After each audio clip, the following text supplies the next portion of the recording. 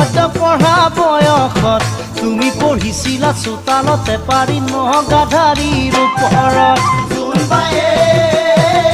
বেজিয়াতি দিয়া বুলি কয় তই পঢ়া বয়সত তুমি পঢ়িছিলা চোতালতে পাৰি নগাধাৰীৰ ওপৰত আৰু মই